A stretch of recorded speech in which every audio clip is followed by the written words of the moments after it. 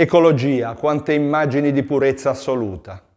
Perché ecologia è difesa incondizionata della natura, è pulizia totale, è attenzione continua per i problemi dell'ambiente e per il suo equilibrio. Ma è davvero così? È giusto parlare di ecologia come misura per contrastare ciò che potrebbe danneggiare l'ambiente in cui viviamo? Che cos'è veramente l'ecologia? Ciao, sono Fabio, benvenuti sul mio canale L'amore per le parole. Ecologia è in realtà qualcosa di diverso, qualcosa di più affascinante, e l'uso che facciamo della parola è spesso improprio.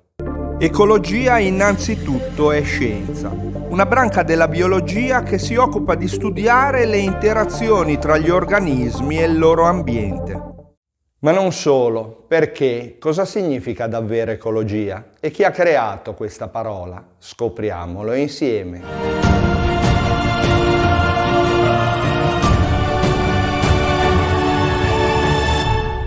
La parola ecologia è giovanissima, è stata introdotta nel mondo scientifico da poco più di un secolo. La utilizza per la prima volta un biologo tedesco che sfrutta l'accostamento tra due sostantivi di origine greca. Il primo è oikos, che significa casa, abitazione, ambiente. E il secondo è logos, che vuol dire ragionamento, investigazione scientifica, studio. Ecologia è dunque letteralmente la scienza della casa, dell'habitat, e in modo più completo, la scienza che studia gli equilibri naturali tra gli esseri viventi dentro un territorio comune e gli stretti rapporti con l'ambiente in cui vivono. Pensate all'ecosistema, il concetto base dell'ecologia. È quella complessa organizzazione che comprende un ambiente e la sua popolazione.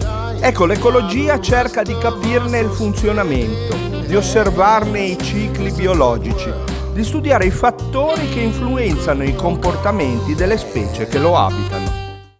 Il dottor Haeckel, questo è il nome del padre dell'ecologia, con una sola parola vuole chiarire un concetto molto preciso, che è possibile evitare l'estinzione di una specie.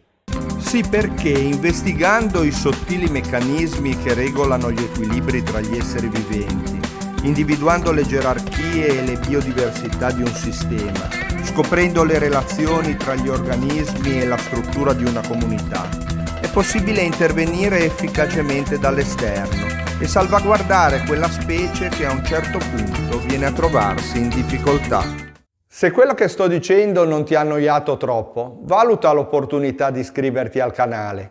Parleremo di tante altre parole interessanti e sarebbe un vero peccato perdersele. Allora dai, attiva la campanella delle notifiche per restare sempre aggiornato. Mentre allora manifestiamo attivamente contro l'inquinamento del nostro pianeta, chiamando in causa una più attenta ecologia, ricordiamoci di questa parola tanto pronunciata e così poco conosciuta, in grado di svelare i legami inossidabili tra gli organismi e il loro ambiente, i delicati ingranaggi che governano l'armonia della natura, i fattori scatenanti capaci di salvare ogni specie dall'estinzione.